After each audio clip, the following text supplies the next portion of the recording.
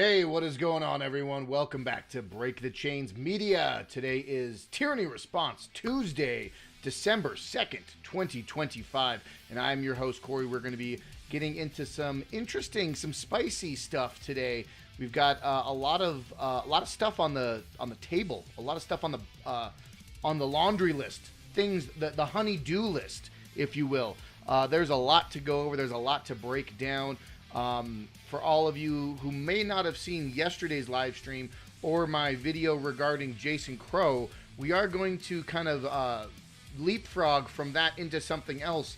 But after my live stream yesterday, I kind of had an epiphany and everything was kind of like falling into place in my head. But I realized that there is a larger thing happening. There's a much bigger logistical chessboard moving political strategy play happening with these left-aligned Democrats, these seditionist six, as they were, the Alyssa Slotkins, the Jason Crows, Mark Baisley, or not Mark Baisley, the Mark Kelly, this guy, all of these guys, all these people who said do not follow Trump's unconstitutional orders.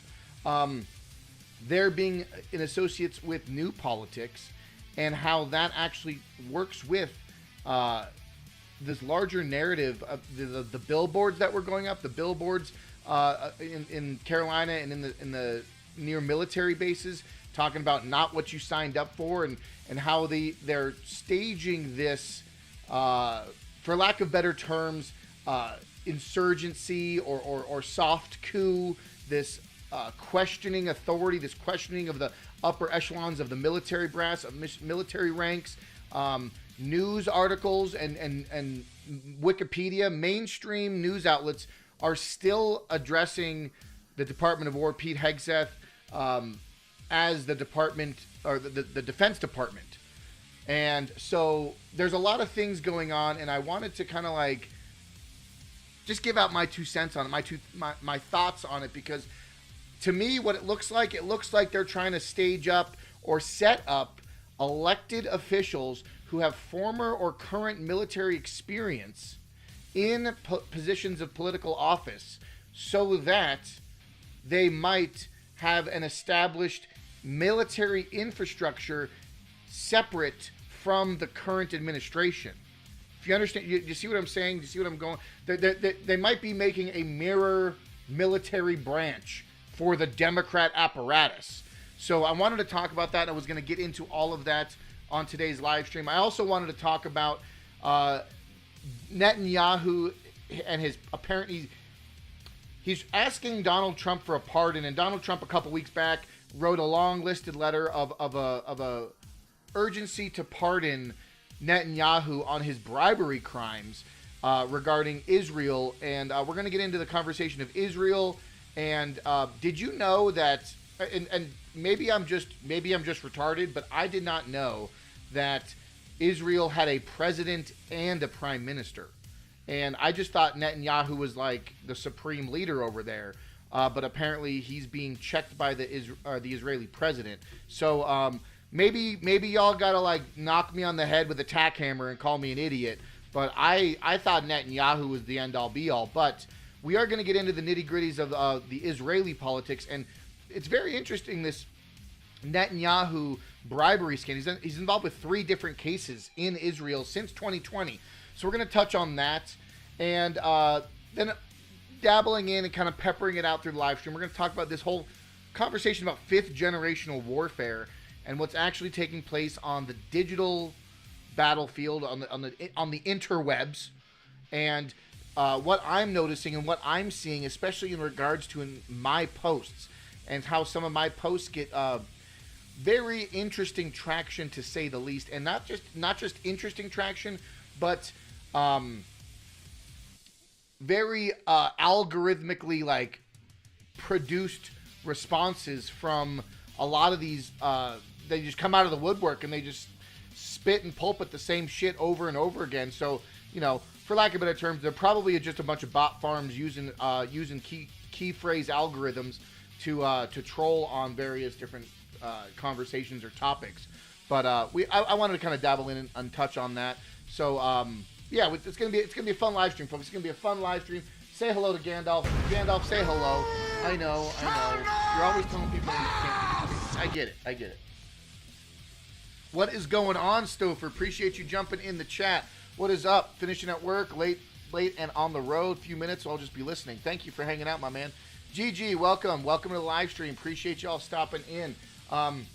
Folks, the most important thing I can ask you to do, though, is check out my recent Jason Crow video I put out yesterday. It's a 20-minute video, standalone video. I highly recommend, if you're not going to share this live stream, at least give this live stream a thumbs up.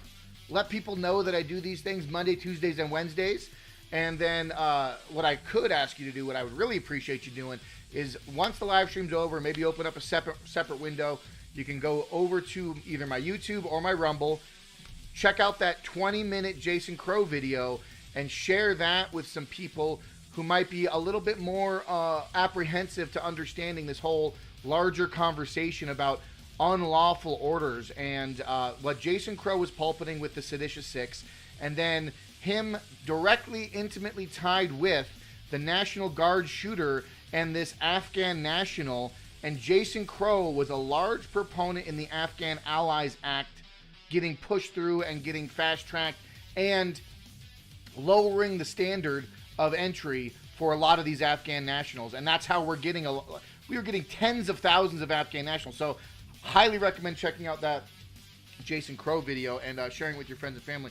But if this is the first time joining Break the Chains Media, you can always check me out at breakthechains.media. That is the website to support the channel. Realm Walker Hot Sauce. The bottles of hot sauce are very soon, very close to being done. Christmas is right around the corner. You can pick up a bottle. If you're in the Colorado area, you'll get it by the time of Christmas. I guarantee that. If you are in other states, I can't really guarantee if you're going to get the bottles in time, but I got about 4 gallons of hot sauce ready to go, and they will be getting bottled here in about a week or so.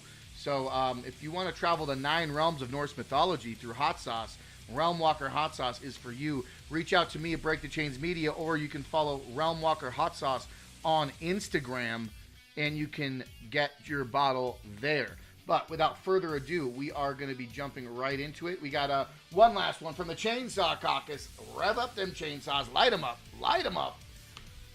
Because the Chainsaw Caucus is all about felling government corruption, government bureaucracy, government bloat, waste, and useless elected officials who only extract your wealth and extract your money for nefarious or self-centrist means. So with the Chainsaw Caucus, they hold these elected officials accountable. So join the Chainsaw Caucus for $10 a month. It helps out Break the Chains Media. It helps out Chainsaw Caucus. The description down below, the tiny URL. Click on that.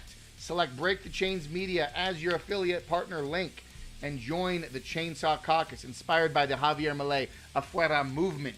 Be a part of the future. Be a part of the new realm of politics. But let's get into it, folks. We are going to dabble through this timeline. That was the Jason Crow video I was talking about. Excellent. Highly recommend. Super cool. I mean, come on, guys. Come on, guys. Jason Crow was an open and advocate supporter of the Afghan Allies Act, which brought thousands of Afghan nationals who worked with the...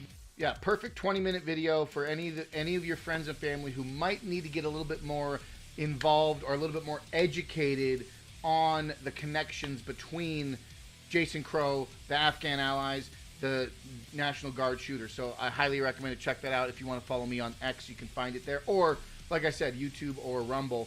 And then I've been posting a lot about Tina Peters. If you haven't been following me on X, getting a lot of traction on these Tina Peter posts. But it's not even about traction. It's about understanding. And I got this pretty solid breakdown of my thoughts. It's just my opinion. But I genuinely believe that there was a staged, coordinated, calculated attack and a point to make Tina Peters a political martyr or a political, example of. And a lot of these posts, they're a little wordy, but they break down very well. I mean, basically, the post today, I said, states cannot criminalize federal duties. Tina Peters' actions fulfilled federal law, U.S. Code 52-20701, requiring 22-month retention of election records, including digital. So I break that all down. I kind of give you the timeline. I cite some court rulings, some court cases, and some other things involved as far as what sets the precedent for bringing in the bigger question, the larger question of, well, the fact that Judge Barrett barred federal evidence as immaterial. He denied bond and protects, claiming that it protected the public from harmful rhetoric from Tina Peters. The judge was completely, an activist, partisan judge in this, trial against Tina. But the bottom line I ask is, can states prosecute federal election compliance? Do pardons extend to state convictions for federal acts? And can states suppress related evidence or speech? And a lot of these things were brought up in the Tina Peters case, and a lot of this, the angle that they used, they when I say they, it's the Colorado State Judicial, the Colorado State Court system, and Judge Barrett, and how they narrowed the scope so specific to very specified Colorado law. They made sure that the scope was limited. And I think that's one of the main reasons why we see such a travesty of justice in the Tina Peters case. But I only bring up these posts because I've been noticing on a lot of these posts this fifth generational warfare tactic, and it's happening from both sides. I think there are so many, for lack of better terms, I'll call them bots, call them trolls, whatever you want, but they literally copy and paste the same exact response over and over again on whatever post I do. My posts are within the realm of Tina Peters, but I bring up different topics, whether it's the evidence, whether it's the court cases, whether it's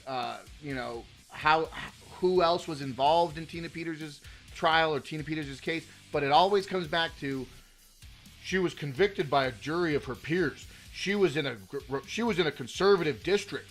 She was found guilty by a conservative jury and conservative judge, and she should rot in prison. She deserves all 9 years. Screw her. It's the same talking points, and it just re-emphasizes this fact that there are little microcosms, little echo chambers, little windows of reality inside the social media sphere, inside these platforms, that don't necessarily reflect the larger scope of reality. And it's hard, conversations I have on X, it's almost night and day difference between conversations I have in real life with people. And it just goes to show you that there is definitely a narrative being driven. There's definitely a narrative being pushed when we're talking about various particular issues. And you could see this about election integrity. You could see this about the January 6th stuff. You could see this about, the trans arguments. You can see this about gun debates. And there's catchwords and key phrases that I think, in my opinion, definitely push narratives and certain talking points, whether pro or against, and it kind of galvanizes people into these ideological camps. And that's kind of what we're seeing, in my opinion. That's from the outside looking in, and at least I'm being objective, and I'm aware that there is this this mental mind game, this mind field. It's a double entendre. It's not just a minefield, but it's a mind field. You see what I'm going? Man, I'm getting a little hippy dippy, getting a little woo woo, but you know where I'm coming from. It's a minefield. You have to logically, every single interaction and every single comment or retweet or post that I see on X, I analyze. Maybe I overanalyze. Maybe I'm being too weird about it. Let me know in the chat, because I feel like there is a level of psychological persuasion, whether for or against a certain topic, or this partisan divide, this Mariana's Trench, if you will, of an impasse, a political mindset impasse. And don't get me wrong, there are some people that I can actually have spirited conversation and debate with, and I've had some of those on various social media posts I do, and I question and we go back and forth. But within 2 or 3 posts, half the time when I try to have conversations with these people, it always goes to ad hominem. It always goes to red herring. It always goes back to a personal attack or a ideological attack, or whether you, I mean, if I got a nickel for every time someone made fun of my profile pic or called me an anon account because I'm using an AI generated image, Oh yeah, dude. Yeah, Melindy, appreciate you jumping in. How you doing? You get a treasure chest. Thanks for stopping in. Putting together a question for Nick Frida's call-in. Yeah, I was thinking about doing the same because I tried to get in the call-in last night, but they didn't pick my question. And my question is actually going to be tied to what I'm going to be talking about in just a minute here. Because, for anyone who's not aware, actually, this is a perfect segue. We'll get into it. I don't think I really have much else to show on my timeline. Actually, I'll show you this, and then we'll get into I'll show you this really quick one from Do Better Denver. And I said this kind of stuff. This is sorry, hold on. This is downtown Denver, Broadway and Cedar. That's a little south, actually, a little south. Over the past few days, I've seen way too many warming fires. Some of you even commented on my post from Saturday saying we should just let the drug addicts living on our streets start fires to stay warm and survive.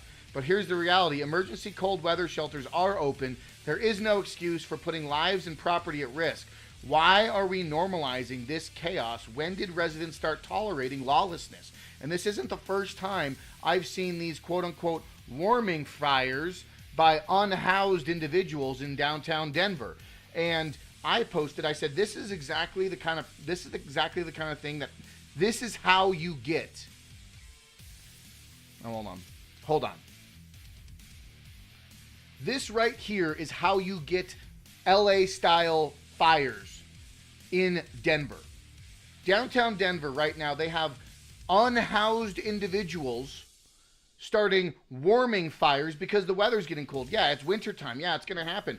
But this is absolutely unacceptable. An absolute bonfire downtown Denver, Broadway and Cedar. This is from Do Better Denver. But you're seeing this kind of stuff happen across the metro area. This is only asking for a multi-million, if not billion-dollar widespread housing fire because this level of inconsistency.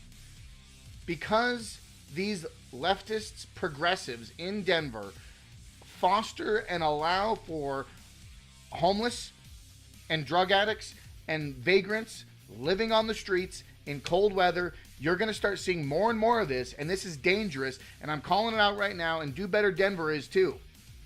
But these warming fires throughout the winter are going to be a real big problem in Denver if they don't nip it in the bud right now.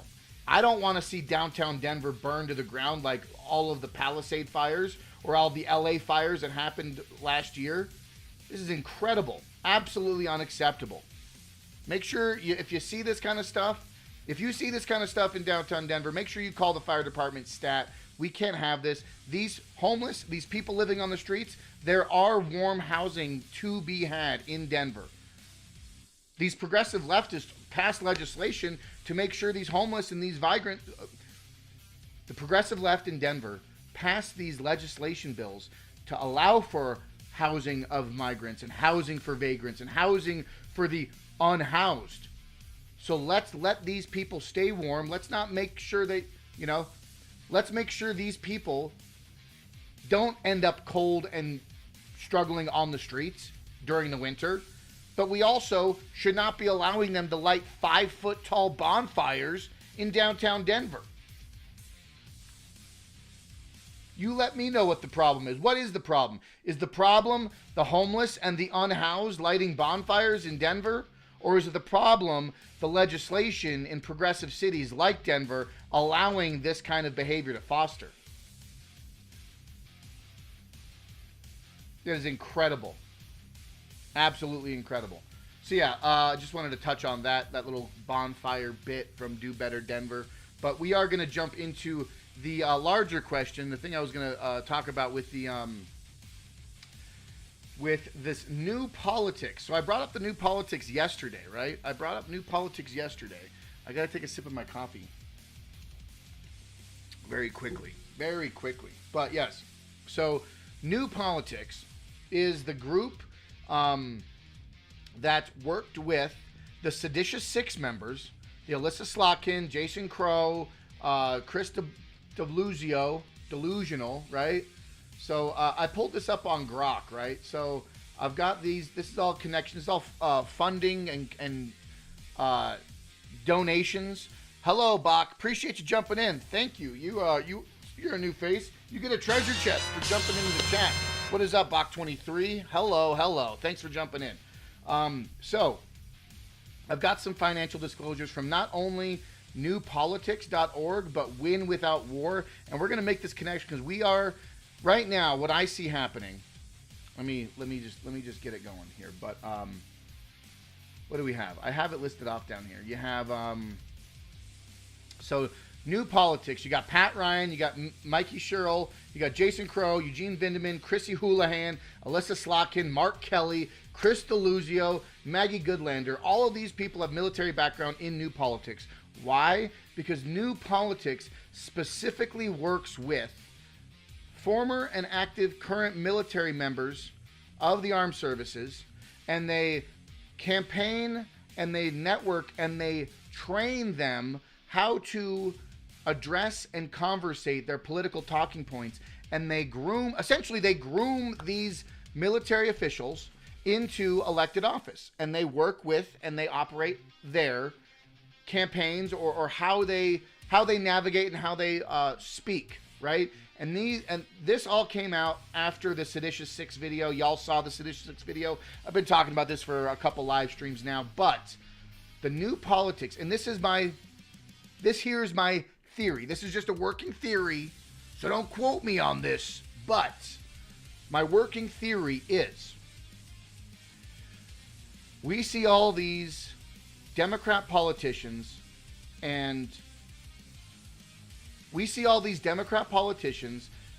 calling out Trump every step of the way, whether it's activist judges, whether it's legal roadblocks, whether it's legislative hiccups, you name it. The Democrats are trying to stonewall and slow down the Trump administration. They don't even call the Secretary of War the Secretary of War. They still call him the Defense Secretary. They still call Pete Hegseth the Defense Secretary. They still call the Department of Defense just that. The Department of Defense has been renamed from the Trump. Granted, it is an executive order and it has to be done through an act of Congress. I get that. That's not what I'm talking about. What I'm talking about is that there is a large faction of elected officials and media apparatus working hand in hand to foment and to promote a narrative that everything and anything Donald Trump does is illegal, unlawful, and they're going to continue their own thing on their own way, in their own direction. And the newpolitics.org website here, the newpolitics.org website is a landing page for all of these military / elected officials or people working with politics who have a former military background.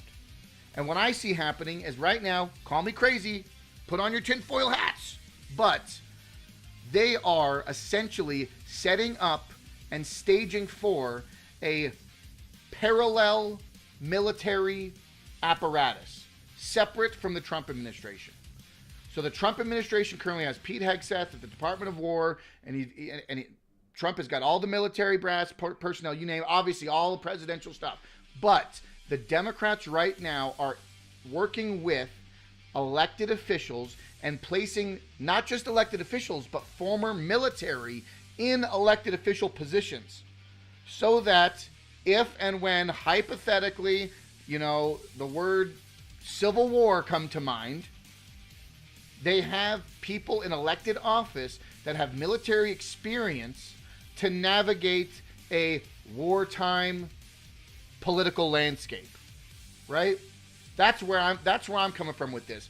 And New Politics and Win Without Wars are working hand in hand together to sow and further divide our country and further promote their narrative of Trump's unlawful orders. Don't follow unlawful orders. I mean, it's been happening for a long time.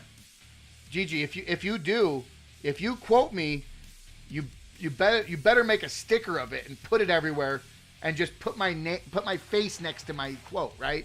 Just really lean into it. If you're gonna quote me, just go all in, right? Go all in. Appreciate you.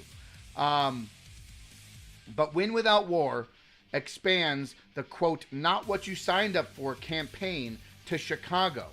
This is from October 21st. So this is Win Without War. This is the company who's putting these billboards out, or they are paying for these billboards across the country and in various areas near military bases, mind you.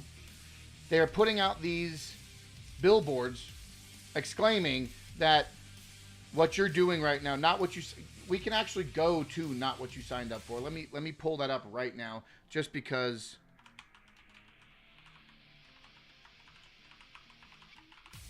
Is it .com or .org? Let's just type that in. We're just going to see. Yeah. Yeah. So this is the website that the billboards promote. You saw the billboard. You have questions. You're not alone. But first, here are proactive steps you can take to reduce risk. This right here is a roundabout way of saying protect your communications and use private, undisclosed means of communication to discuss various means and measures that might be unlawful. Ironic when they're calling out Donald Trump for being the one that foments unlawful, that speaks of unlawful orders. It's ironic when they are calling Trump out for unlawful orders. Meanwhile, they're trying to hide and protect and encrypt their communications so they could be protected themselves from potential unlawful orders. Isn't that ironic? Be sure to access resources from a personal device, not a military government computer. Use an encrypted Proton email. Use a Signal app, virtual private networks. Like, they are... This right here is pushing the narrative of dividing our country from the military brass down. They're drawing lines, folks. They are drawing lines, and they're using their political funding and their political networks, Win Without War and New Politics. Both of these companies, both of these organizations are working with military-type personnel and elected officials to put these people in positions of political power so that at some point down the road, if and when they have to, they could, quote-unquote, stage a soft coup or a separatist movement. You know? What are your thoughts? I think that I'm onto something here. I might not have it all hashed out, but these are all either candidates, current candidates, or former candidates, but they are all former military personnel. And all of these people work with newpolitics.org to strategize and be coordinated and worked with, being coached. New Politics coaches these people on how to run their politics. Jason Crow, my favorite, right here.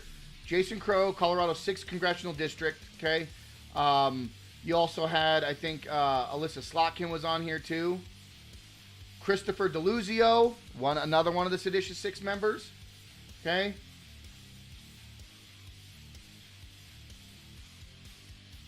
Oh, would you look at that?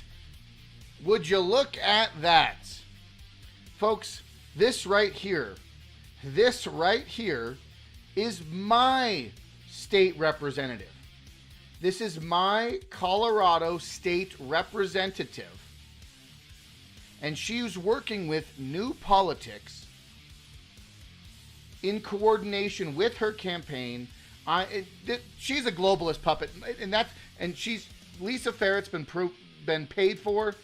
Lisa Ferret has been paid for by ActBlue, by Amazon, by who else was it? I think it was it it wasn't the World Economic Forum, but she is a globalist. She wants 15-minute cities.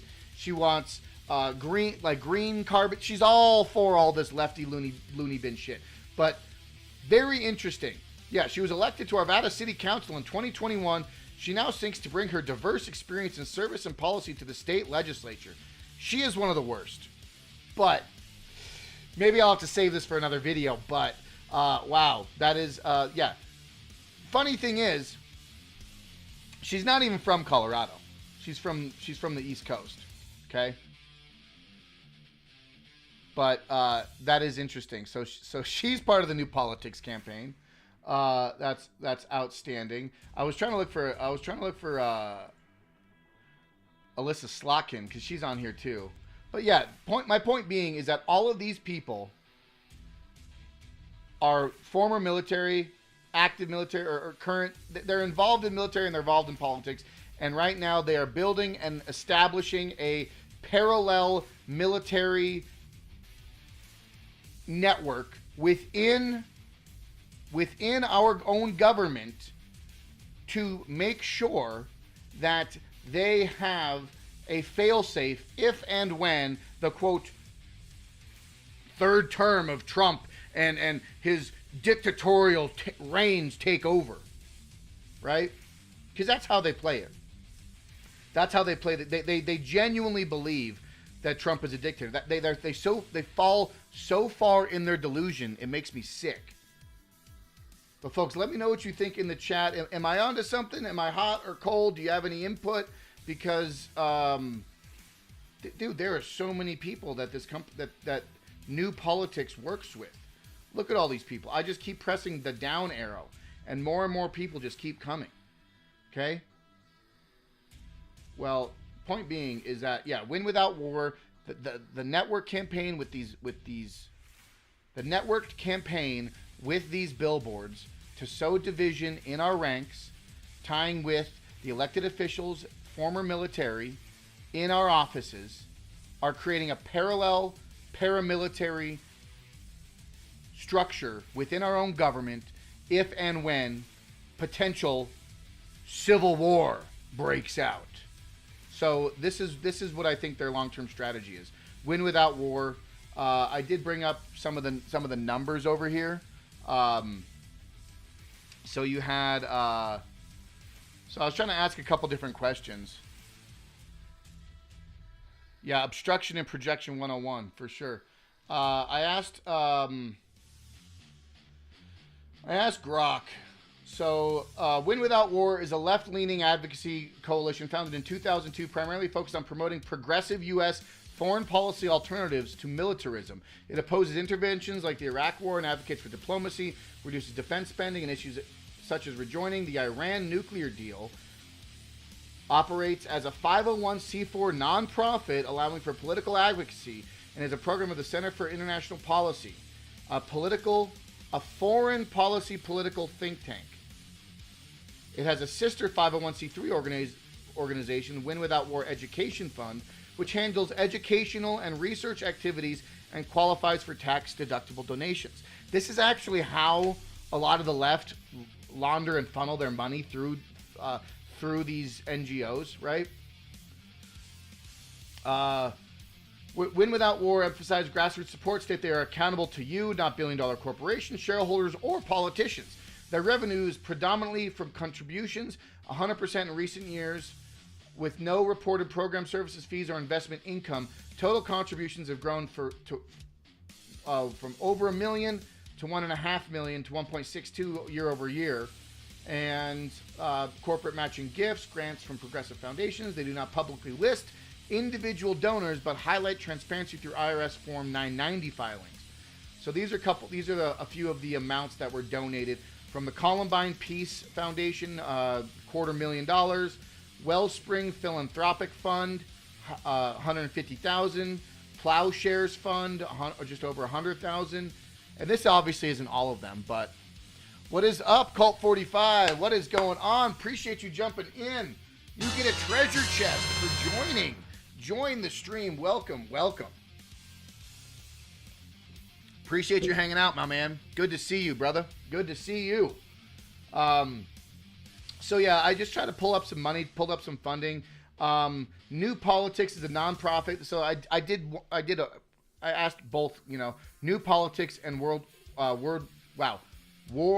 Without War. That's hard to say. I asked about the $20 million grant that the newpolitics.org just got donated. The specific donor to this $20 million grant is not publicly named in available disclosure or news reports as of December 2nd.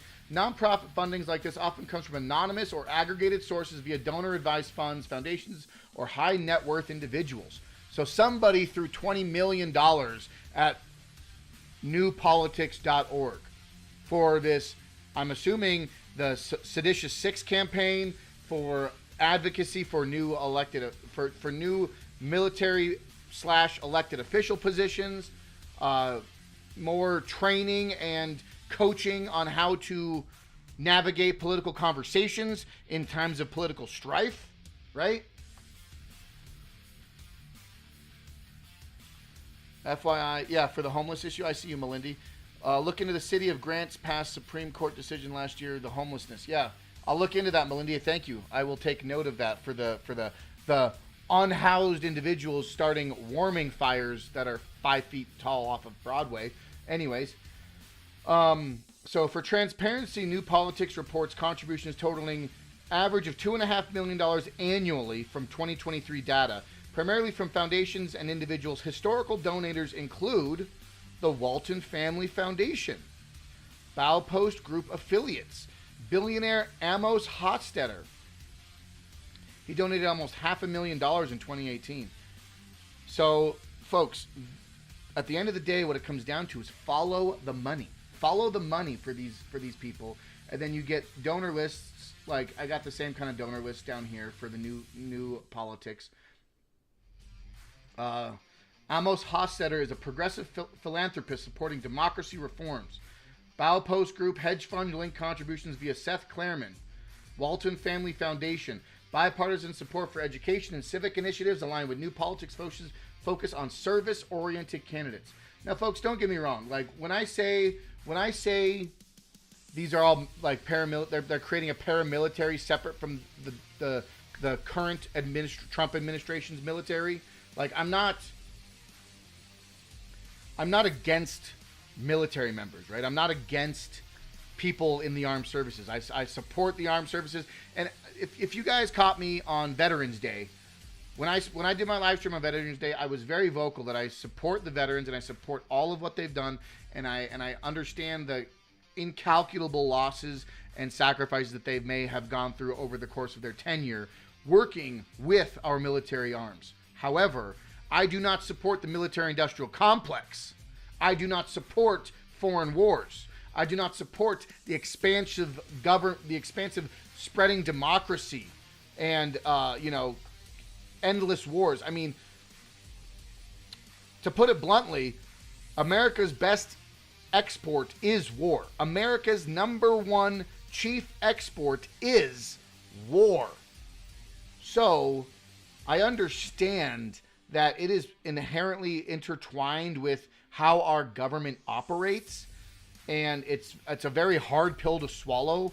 However, when we are talking and we are dealing with such trying times as these, when we're talking about every single day or every other day, at least once a week, we get an article or report about some a murder or a shooting or a break-in, or whether it's from migrants, whether it's from left-wing extremists. I mean, we dealt with the Charlie Kirk assassination. We've dealt with Tesla fire bombings. How many different things over the course of this this calendar year? How many different things in this calendar year have we heard of or been reported on that has been a telling sign, a canary in the coal mine of a political strife, right? Of political strife or political division, sowing chaos, ripping neighborhoods apart or ripping communities apart. Children being groomed in schools is a completely other angle that they're trying to attack us from. But the division is real, folks. They're attacking us in our education. They're attacking us in our food supply. They're attacking us online. They're attacking us from the air we breathe, from the food we eat, from the media we ingest.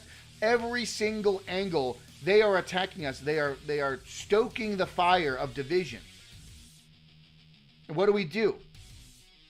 Right now, it always seems like the Democrats are always 2 steps ahead. And the reason why the Democrats are always 2 steps ahead is because they're the ones who have the positions of power at the state and local levels. That's the honest to goodness angle. The reason that the Democrats can get the ground game and they can move their agendas forward at almost double speed, if not triple speed at times, is because they've been at this. They've been chipping at the bit for better part of 2 decades in this country, putting people in positions of power at the county clerk level, at the state, at the county commissioner level, in the state houses. You're talking treasuries, you're talking NGOs, you're talking union boards, you're talking so many different angles. And then all of these, once they get in their positions, they network together, they work together, they all focus on a goal, and they just steamroll. That's what the Democrats do, and that's what they've been doing for the better part, like I said, 20 plus years or more. And I feel like the Republicans are always playing fucking catch up. We're always behind the 8 ball. And I don't even like considering myself, I don't even like calling myself a Republican. I'm a fucking American. I'm a freedom-loving, I'm a red-blooded American. I am a red-blooded, freedom-loving American. I love meat. What's that? I'm gonna see if I can remember the Alex Jones rant from him. What did he say? He said, "I'm an American. I got red blood pumping through my veins. I love meat. I love women. I love having babies. I love the future. I love prosperity. I love freedom. I want the best for this country." Is that good? Is that all right? I don't know. Just ranting, but you get where I'm coming from, folks. This is the angle that we have to play. Is that, yes, I'm not considering myself a Republican, but guess what? I can't participate in this left-leaning, this left-wing agenda, this left narrative, right? I don't support open borders. I don't support progressive taxes. I don't support abortion. I don't support the trans agenda. I don't support grooming children. There's no way in the entirety of my life would I ever support any of that agenda that is antithetical to my beliefs. I don't support gun control. Right? Folks, if you appreciate this kind of stuff, hit that thumbs up button, share this live stream, let some people know that there are independent, small scale creators out here on the ground trying to do the right work, trying to do what matters most. I'm a Colorado native, grew up here in Colorado. I'm just trying to get the word out, trying to talk about politics, talk about news, talk about culture, talk about freedom, focusing it back into Colorado, but always trying to keep the net open, but focusing back in on Colorado issues, right? So, Tyranny Response Tuesday, we get a little bit more local. Tyranny Response Tuesday, we get a little bit more like national, international, talk about general tyranny as a whole. So on Tyranny Response Tuesday, we kind of go less local issues, but more kind of a geopolitical, what's happening in the world. You know, tyranny's everywhere, right? So that's kind of the angle we're going in at. Bach, what do you got to say? Demoralize the military with vaccine mandates, DEI, leftist propaganda, same NGOs that facilitated the border invasion, multi-pronged attack. You nailed it on the head, man. You absolutely nailed it on the head. You get the treasure chest for that. Treasure chest or no. I mean, I can give you the air horn too, but I gotta put some more. I gotta put some more on my soundboard. But yes, that is the attack. On all fronts, they are attacking us, and I'm just trying to show you here with the new politics, with win without war, with all of this stuff, not what you voted for. Okay, it's all here and it's all happening now. But we are going to shift gears here. We got about 15, 20 minutes left. I did want to touch on Trump and Israel. What do you think about Trump and Israel, folks? Let me know your thoughts. What do you think about Trump and his position with pardoning, Trump's not pardoning anyone right now.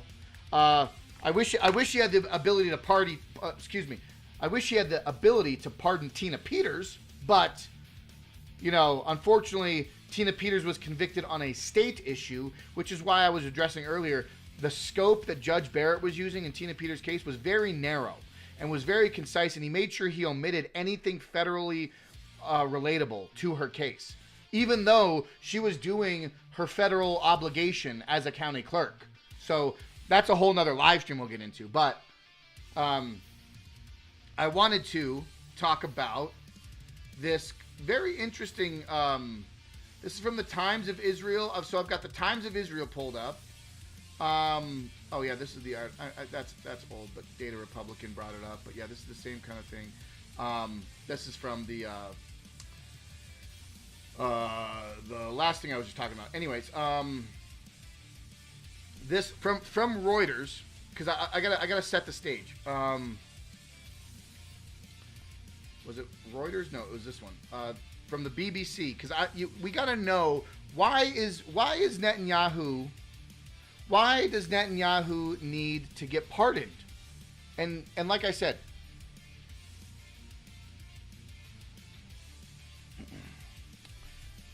Trump urges Israel's president to pardon Benjamin Netanyahu. Now, why would this be on Trump's agenda? Why would this be something that Trump should be speaking out about? Why does this have anything to do? What does this have to do with America? America first. Securing our borders, making sure housing are more affordable, making sure people have upward mobility, our economy is improving. Immigrants are, being deported. What does this have to do with anything that happens in America? Let me know in the chat. What do you think? Why? Why is Trump focused on this? And I really hate this picture, by the way. This is fucking gross. This is fucking gross. But, all right. So, and please, folks, hit me on the head with a tack hammer if, for some reason, am I the only one that wasn't aware that Israel has a president and a prime minister, or am I the only one that needs to get hit in the head with a tack hammer? Right? I mean, yeah. Bach, you're absolutely right. I mean, we know this, but it's just a sad state of affairs. You know what I mean? That we have to deal with this shit. But I did not realize that Isaac Herzog was Israel's president. And he received a letter from U.S. President Donald Trump formally urging him to fully pardon Prime Minister Benjamin Netanyahu. Netanyahu has been a standing trial for the past 5 years on charges of bribery, fraud, and breach of trust in connection with 3 separate cases. He has denied any wrongdoing. Now, I did know about the Netanyahu scandals and these court cases. I knew he was dealing with it, and that was actually very conveniently timed right before the October 7th attack. I believe it was like within a week of the October 7th attack there was supposed to be a vote on Netanyahu's position right around the time of the October 7th attack, which devastated Israel and then opened up this whole Gaza ethnic cleansing that they ended up doing, right? So it's kind of interesting how that all plays out, right? I did not know that that Netanyahu. I thought Netanyahu was the end all be all. I thought Netanyahu was the end all be all, basically the same position as Putin, right? Like Putin is the president of Russia, but you know he's been the president for what, 20 something years. Same thing that Israel has. Netanyahu's been the prime minister for what, 20 something years. It's kind of interesting how all of these countries that consistently have war, have these long-standing regimes that fail to ever change administrations. It's almost like they're all run by a bunch of dictators. They just use different names, whether it's prime minister or president or supreme leader or, you know what I'm saying? China, Russia, Israel. I mean, hell. I mean, Justin Trudeau was prime minister for what, 12 or 9 years, something like that. And before that, I think someone served in Canada for 12, or maybe that was Macron. That's a whole nother topic. Is I think it's interesting that that some of these elected governmental international leaders have multi-year stints, much longer than our president. It's very interesting, but that's a whole nother conversation. Okay, let's keep going. In 2020, Netanyahu became the first serving Israeli prime minister to stand trial. In the first case, prosecutors have alleged that he received gifts, mainly cigars and bottles of champagne, from powerful businessmen in exchange for favors. And sadly, that sounds par for the course for a elected official. He is accused in the second case of offering to help improve the circulation of an Israeli newspaper in exchange for positive coverage. You don't say. How interesting is that? The fact that, and just earlier, what was it, no more than 3 months ago, Netanyahu was out talking about how they need to clamp down on TikTok, they need to clamp down on social media, all this anti-Semitism, they need to curtail this narrative that they were, that all of these social media platforms have been fomenting. So for him to be in cahoots with an Israeli newspaper in exchange for positive coverage is par for the course.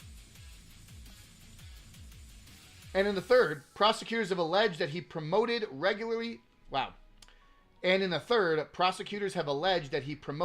regulatory decisions favorable to controlling shareholders of an Israeli telecoms company in exchange for positive coverage by a news website. Another instance of positive media propaganda. So, do you guys know that there are three different kinds of propaganda? There's black propaganda, there's white propaganda, and there's gray propaganda. And the three different kinds of propaganda goes as follows. So the white propaganda is propaganda, information that is put out into the public to spin a certain topic or narrative in a positive light, in a positive lens. There's gray propaganda that spins a certain topic or narrative in a neutral lens, or I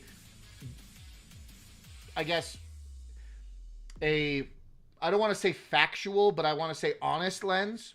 So gray propaganda promotes a news or an article or a topic in a neutral lens or a honest lens.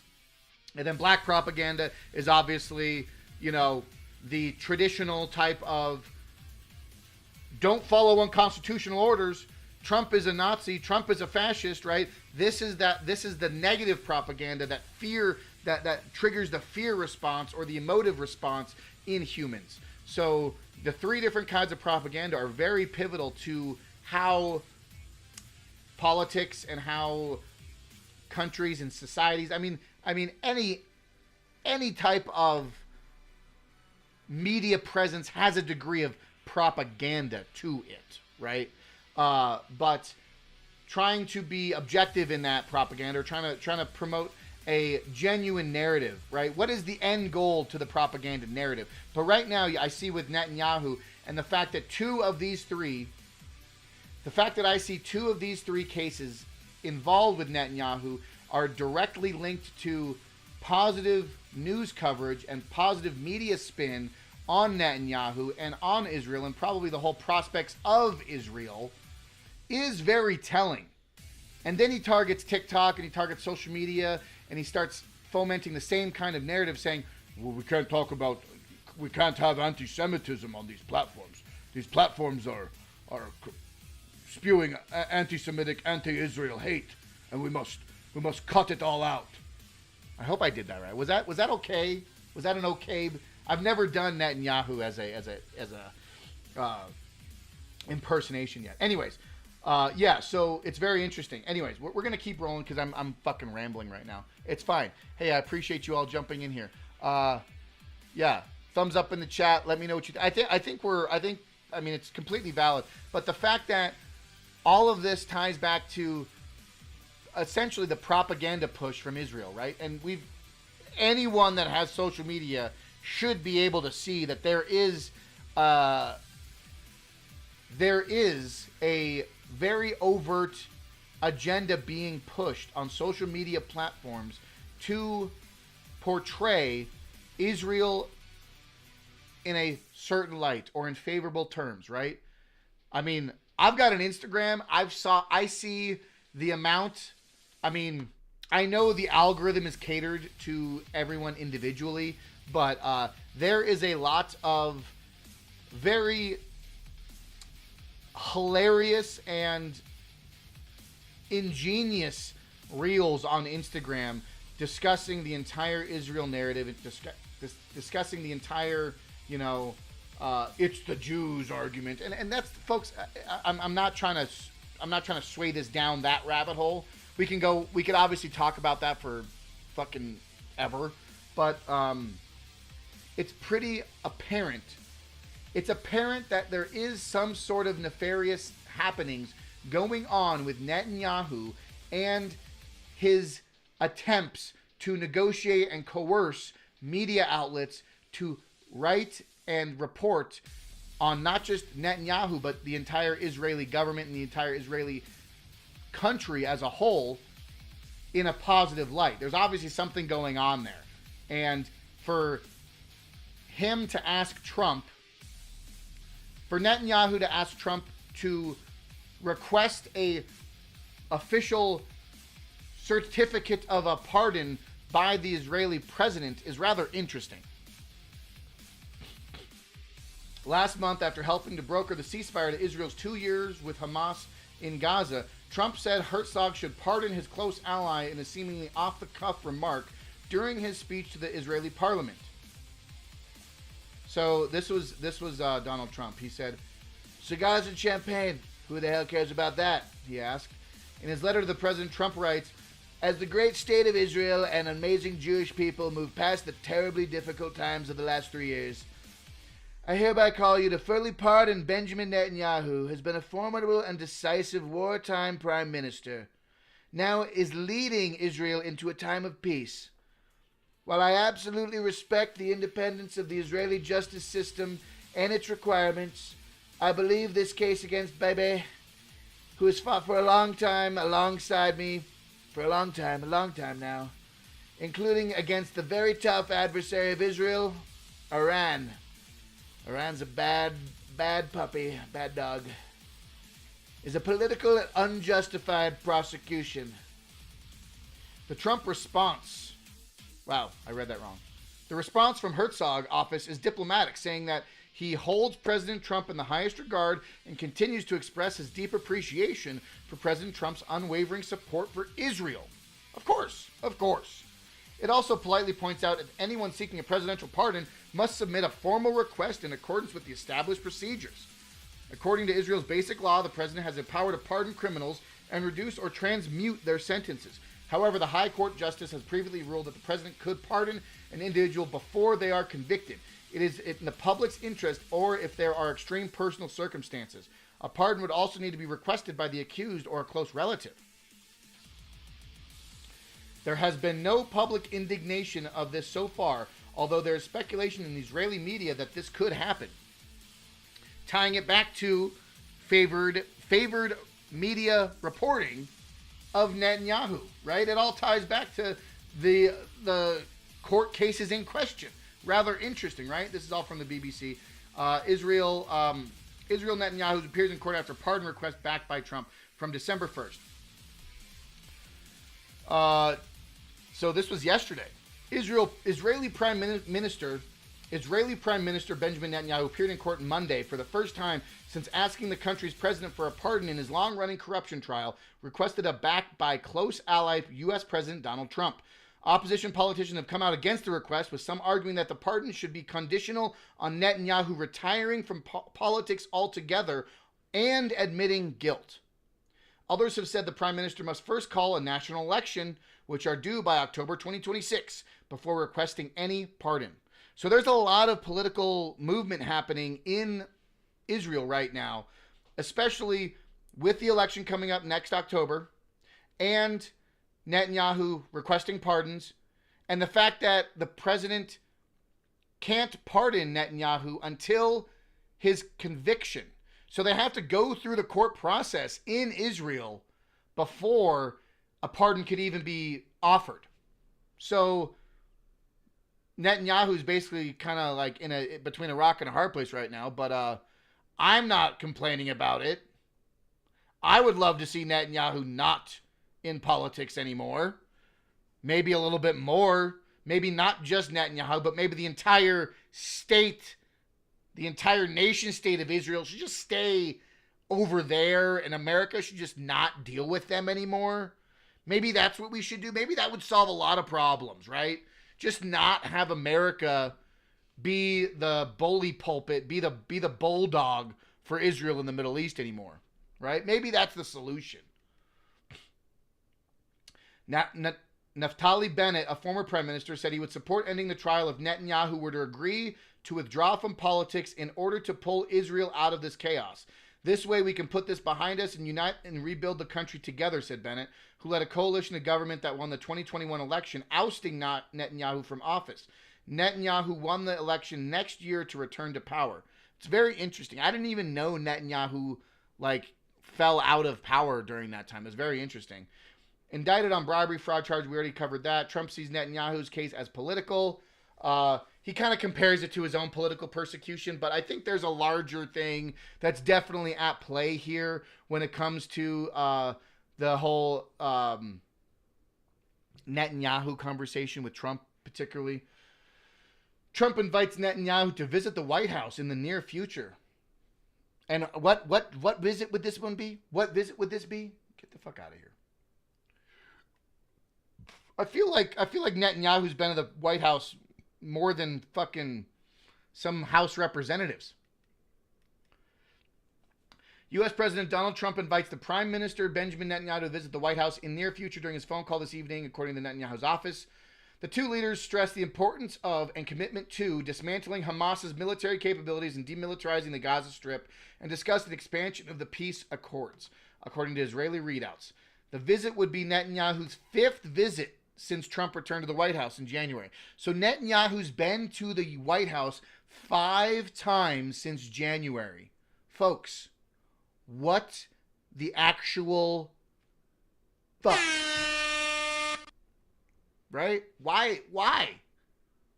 I get that this whole Israel-Hamas conflict and the whole Iran-Israel thing, but folks, and then you have the whole, I don't even want to drop the Epstein file stuff, but we know that there's a lot of dirty laundry when it comes to the Epstein files, Israel, Mossad, Trump, Maxwell, you name it. It's all tied together.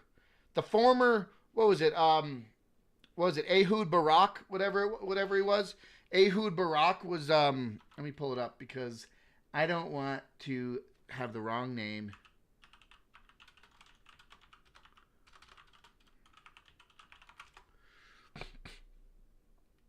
Yeah. Can I find this article? Yeah. Oh, is it from the Drudge Report? Page not found. Why would you link that? Okay, great. Okay, let me do that again. Sorry, guys. Hold on. Pulling it up now.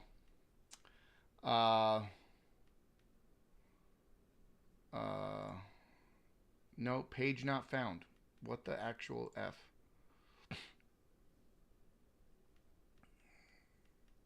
What? Chomsky. Times of Israel. We'll pull up the Times of Israel, right? Ehud Barak met with Jeffrey Epstein dozens of times for on private plane. Okay. Former Prime Minister visited disgraced financier and child abuser about 30 times from 2013 to 2017, including a 2014 private flight in Florida. Okay. Oh, that's cool. Melinda, those are good questions. Knowing what has been learned over the last 4 years, plus regarding the election process and the vast amount of maladministration and malfeasance going on, would you have contested your race in 2020 versus the new current VA governor? All right, that's a good question. I'm hoping that I can get my question in as well. My question ties regarding this whole. Hopefully, I always like asking questions that kind of go off of the live, the IRL conversation. But I want my question. I'm going to ask my question about this militarized, parallel military, new politics, world without wars conversation. This whole paramilitary that they're trying to potentially establish in my own. But I got to formulate. I got to postulate the question. Maybe Melindy, maybe you could help me out. How would I phrase a question to the panel as a whole regarding the conversation when it comes to how do I formulate that question when I'm talking about new politics and this leftist narrative, this leftist agenda of defying illegal orders and maybe potentially setting up a paramilitary discrete branch of Democrat government within our own elected offices. I don't know. Work with me there, Melindy, but shoot me a DM maybe if you can. But I'm going to be hopefully posting to the questions as well.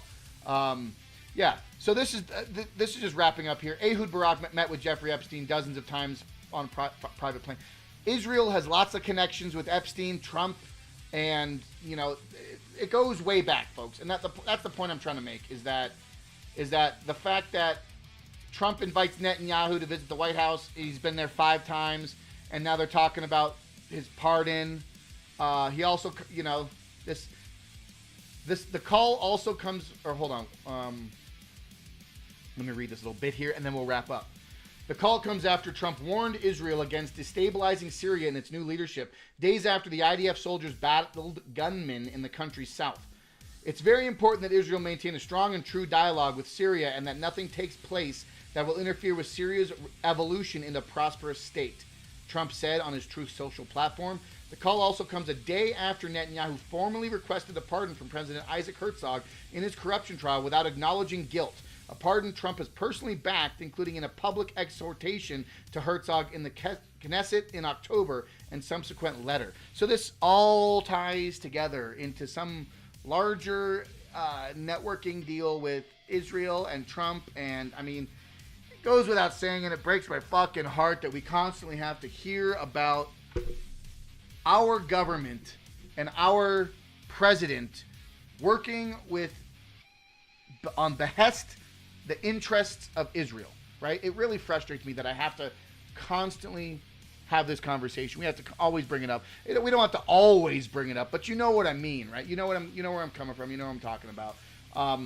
But I think there's a lot of moving parts, especially when we're addressing all this on Tyranny Response Tuesday here on Break the Chains Media. If this is the first time joining Break the Chains Media, hit that thumbs up button, smash the subscribe, follow, do all the things, be a part of the Chain Gang. And you can check me out at breakthechains.media. That is the website. Breakthechains.media is the website. Realm Walker Hot Sauce, if you want to pick up a bottle of hot sauce for Christmas. Handmade here in Colorado, made by yours truly. Got 4 gallons of hot sauce in the works. If you want it for Christmas, if you're looking for a Christmas gift, this is the gift to get for your friends or family members who enjoy hot sauce. From mild to extreme heat, I'm talking Carolina Reapers, Dragon's Breath, Ghost Peppers, you name it. All kinds of good stuff. I got jalapeno, I got tomatillo, I got Serrano, all of them. Great. Follow Realm Walker Hot Sauce on Instagram if you are interested, or you can reach out to me, breakthechange.media. But no, I think it's been a very productive Tyranny Response Tuesday. I appreciate everyone in the chat. I saw some new faces.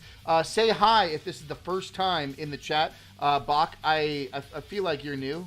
Maybe I haven't seen you. Maybe I have, but I appreciate you being here. But tomorrow, I think what we're going to do is we're going to try to do a more nuanced dive into this Tina Peters evidence and the Tina Peters conversation and the larger narrative regarding this looming conflict in Israel. I'm talking about Israel. The looming conflict in Venezuela with Maduro, right?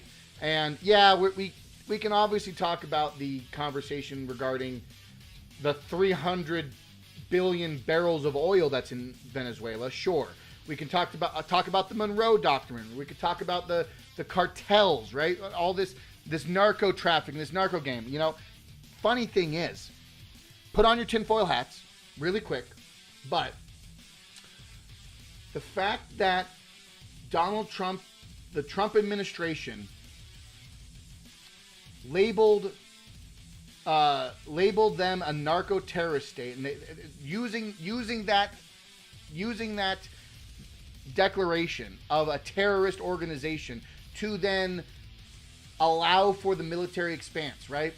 Well, folks, if anyone knows anything about all of the time and all of the course of American history, who's the one that's always been running the drugs? Who's the one that's usually tied with drugs on a plane, drugs on a boat? How many different times have we heard about the CIA being intimately tied with drug cartels from South and Central America? So maybe Trump designating them as narco-terrorist organizations, maybe we're going to find some stuff about, dirty dealings, insider connections between our own installed government operatives, right? Maybe there's some CIA nesting inside this narco drug trafficking agenda as well that also ties in with Maduro, ties in with Venezuela, ties in with the, all of this corruption that's happening out there, talking about election interference, talking about Smartmatic systems, Dominion voting, Tina Peters. It all comes together, folks. There is so much corruption rampant in this world. You can't fit it in one fucking live stream. So that's why we keep doing it. That's why we keep talking about it. That's why we keep bringing truth to power. Speaking truth to power is the most important thing we can do every single day. But with that being said, folks, we are wrapping up here. And we are going to be zipping over to... I'm going to be zipping over to the one and only, the Beanie Compound. We are going to be raiding Timcast because I can't see anyone else that's on right now, and I feel like that's the best step forward. But folks, I appreciate everyone that joined me in this live stream today. It's been a good one. I appreciate everyone, and we'll see you tomorrow. We'll talk about all the Tina Peters stuff, getting the nuanced approaches, and what I was kind of going into, undercover investigation, pulling up some dirty documents. We're going to get into all that tomorrow on Break the Chains Media. But without further ado, I love you. I appreciate you. And as always, fight for freedom and never give up.